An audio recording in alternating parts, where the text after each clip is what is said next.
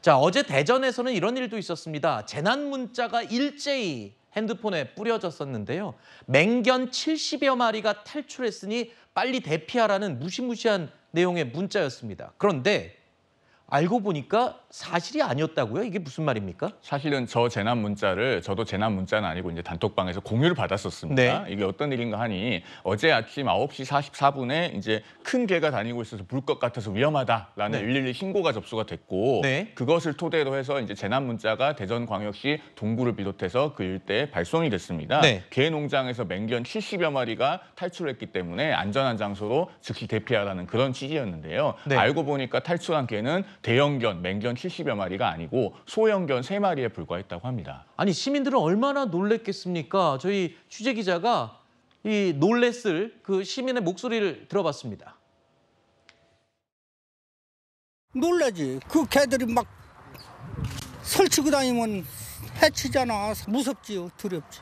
막내딸이 전화 왔어요. 주민들 공포에 다 떨고 있으니까 아빠 절대 밖에 나오지 마세요.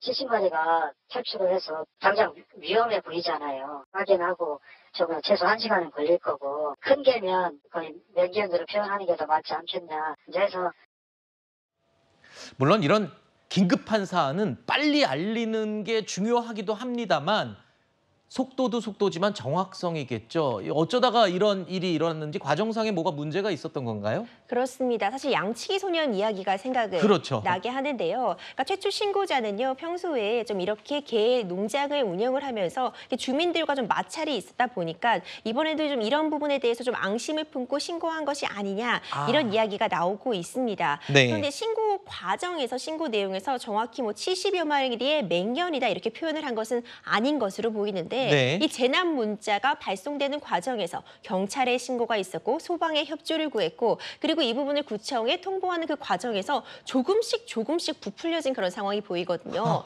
그냥 개였다가 이제 맹견이 되었다가 네.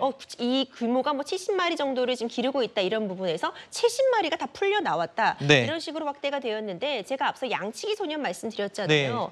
이 재난 문자 정말 필요할 때 적재적소에 제대로 사용되지 그렇죠. 않으면 그렇죠. 다음에 정말 위험할 때 이런 문자 받았을 때 우리 국민들 안이하게 대처할 수 있거든요. 시스템에 대해서 다시 한번 좀 정비가 필요하지 않나 이런 생각이 들고요. 그렇죠. 신고자에 대해서 업무방해 혐의를 물을 수 있는지도 검토를 한다고 합니다. 네, 속칭 지라시라고 불리는 그런 문자 내용이 아닙니다. 이거는 이 정부나 지자체가 이 국민들에게 긴급한 상황을 알리는 재난 문자의 경우에는 속도도 속도지만 정확도가 매우 중요하겠죠.